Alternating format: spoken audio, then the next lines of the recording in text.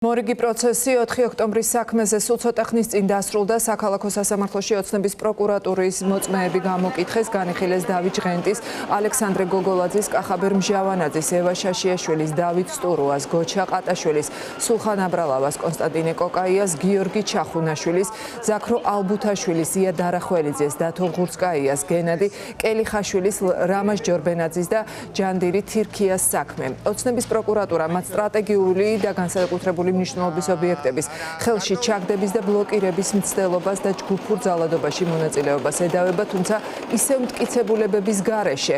ბრალდებულები ამბობენ, რომ საქმე პოლიტიკურად მოტივირებულია. ნუცა ბახუტაშვილი ესწრებოდა დღევანდელ სხდომას, ის დეტალებით ახლა პირდაპირ ეთერში შემოგვიერთდება. დიახთამარ, სულ ცოტა ხნის წინ დასრულდა 4 ოქტომბრის საქმეზე 15 პირიანი ჯგუფის პროცესი. დღევანდელ სხდომაზე ბრალდების მხარემ მოწმეები წარადგინეს სხდომათა დარბაზში და დაახლოებით 4 საათის განმავლობაში სწორედ მათი ჩვენებების მოსმენა უწევდათ როგორც დაცვის მხარეს, ასევე მოსამართლესაც. ერთ-ერთი ყველაზე მნიშვნელოვანი მოწმე, რომელიც დღეს წარადგინეს, იყო შინაგან საქმეთა სამინისტროს განსაკუთრებულ დავალებათა დეპარტამენტის ერთ-ერთი განყოფილების უფროსი იოსებ როსტიაშვილი, რომელსაც ამ სისხლის სამართლის საქმეში დაზარალებული სტატუსი აქვს. დღევანდელ სხდომაზე მან დეტალურად ისაუბრა 4 ოქტომბრის მოვლენებთან დაკავშირებით, მის მიერ შესრულებულ სამსახურებრივ მოვალეობებთან დაკავშირებით და აღწერა ის ფაქტები, თუ როგორ მიიღო მან დაზიანება უშუალოდ მუშაობისას.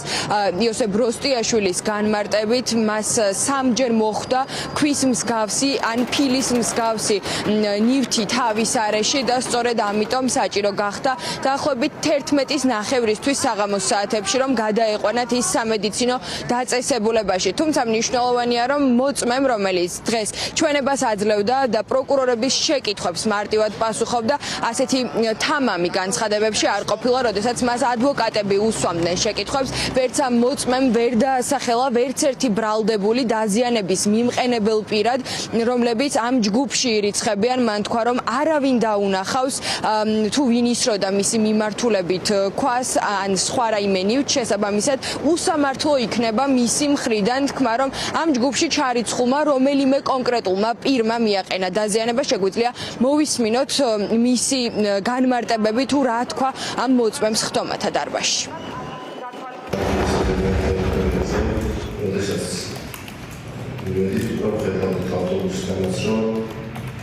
akcijas monocyklevi, akcijas monocyklevis šitā.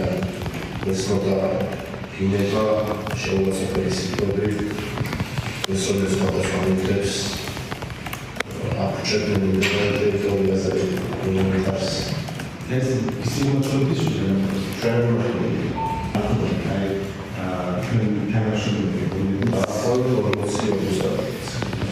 Mēs პირველად და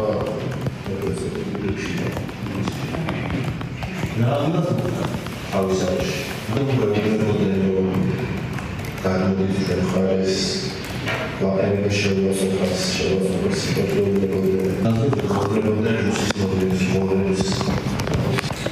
ეს საერთოდ ის ნახევარი გავშენილი, იმიტომ რომ დაზიანება რომ მივიღე ეს ასწავლოს ხანში არის დაახლოებით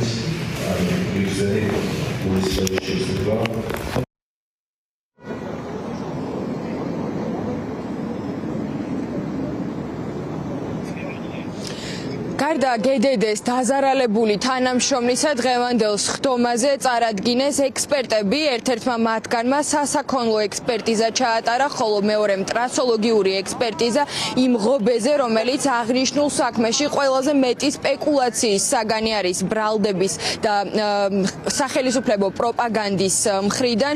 სასაქონლო ექსპერტის განმარტებით ზარალი, რომელიც სახელმწიფოს მიადგა, შეადგენდა 2000 100 ლარს და აღნიშნული დასკვნის შესახებ ისაუბრა მან დღევანდელ პროცესზე, ხოლო რაც შეეხება ტრასოლოგიურ ექსპერტიზას, ექსპერტის განმარტებით არ არის დადგენილი დაზიანების, ღობეზე მიყენებული დაზიანების შესახებ ხანდაზმულობა და ეს ვადა შესაბამისად ადვოკატებმა თქვეს, რომ მეტი ამ საკითხთან დაკავშირებით კითხვა აღარ ქონდათ. ერთ-ერთი კრიტიკულად მნიშვნელოვანი საკვლევი საკითხი იყო დაზიანების ხანდაზმულობა, თუმცა გამომძიებლებს ეს კითხვა არც კი დაუსვამთ საერთოდ ექსპერტისათვის. რაც შეეხება პროკურორების განმარტებას, მათი თქმით დღევანდელმა მოწმეებმა დაადასტურეს ის, რასაც ბრალდება ედავება დაკავებულ პირებს და შეიძლება ითქვას, რომ სახელმწიფო ბრალდების შეფასებით დღევანდელი ჩვენებები იყო ერთ-ერთი უმნიშვნელოვანესი, თუმცა საწინააღმდეგოს ამტკიცებენ უფლებადამცველები, რომლებიც ამბობენ, რომ იმისათვის, რომ დადასტურდეს ქმედება, რომელიც ბრალად აქვს შერაცხული პროკურატურას მათი დაცვის ქვეშ მყოფების მიმართ, საჭირო არის, რომ თუნდაც ერთმა პირმა მაინც ამოიცნოს ეს პირები, თუმცა დღევანდელმა მოწმემ ეს ვერ შეძლო. ამასვე ამბობენ ექსპერტების დასკვნებთან დაკავშირებით, უფრო მეტი დეტალი იქნებოდა შესაძლებელი, რომ დადგენილიყო თუ კი იარსებებდა ამის ნება. დღეს დავკითხეთ დაზარალებული სპეცრაზმელი, რომელსაც აგრესიული ჯგუფის მხრიდან მიიღო ფიზიკური დაზიანება, კერძოდ თავში მოხდა რამდენჯერმე ქვა, ასევე დაიკითხეთ ექსპერტები, რომლებმაც ექსპერტიზა ჩაატარეს უშუალოდ სასახლის ღობესთან დაკავშირებით. ადგილზე განხორციელდა ჯგუფური ძალადობა და ჯგუფური ძალადობის მონაწილეებმა ერთ-ერთ დაზარალებულს, რომელიც დღეს დაიკითხა, სხვა დაზარალებულებთან ერთად ასევე მიაყენეს ფიზიკური შეურაცხყოფა, კერძოდ ქვა მოარტყეს თავში რამდენჯერმე. რაც შეეხება ექსპერტებს, ექსპერტებმა ისაუბრეს იმ ღობეზე, რომელიც დაზიანდა ჯგუფური ძალადობის დროს და ასევე პრეზიდენტის სასახლის ხელში ჩაგდების დროს. თუ კი არ იქნება აღიარება, რომელსაც კანონმდებლობა ითხოვს, ჩვენ ვერ ვისაუბრებთ ვერანაირად საპროცესო შეთანხმების თაობაზე. მიცემულებათა გამოკვლევის შემდეგ გვაქვს მოლოდინო გამამტყუნებელი განაჩენი იქნება მოცემულ სისხლის სამართლის საქმეზე. მოდიოდნენ ეგრეთ წოდებული დაზარალებული პოლიციის თანამშრომლები, მათი მხრიდან ვერც ერთხელ ვერ იქნა დადგენილი და მითითებული თუ ვისგან მიიღეს რაიმე სახის დაზიანება და ვერც ერთი ვერადოს ვერ აფიქსირებს, რომ რომელიმე კონკრეტული ბრალდებულის მიმართ გააჩნიათ რაიმე პრეტენზია, სადმე ის დაინახეს. შესაბამისად, მათი ჩვენება არის ზოგადი და სამწუხარო არის ის ფაქტი, რომ ვიღაცა მიიღო გაკვლევური დაზიანება, თუმცა გამოძიება უნდა იყოს მოწოდების სიმაღლეზე და უნდა დაადგინონ კონკრეტულად თუ ვინ მიაყენა მათ დაზიანებას. აღნიშნულმა მოწმემ ჩვენს მიერ დარწმულ შეკითხვაზე განმარტა, რომ მას კონკრეტულად არც ერთი ბრალდებულის მიმართ და მათ შორის ჩემი დაცვის ყოფის მიმართ კონსტანტინე კოკაიას მიმართ არ აქვს რაიმე სახის პრეტენზია და შესაბამისად მისი პოზიცია არის იმგვარი, რომ უშუალოდ კონსტანტინე კოკაიასთან მიმართებაში იგი არ გამოთქვას რაიმე სახის პრეტენზიას და შესაბამისად აღნიშნული ვერ გახდება ბრალდების ხარის მხრიდან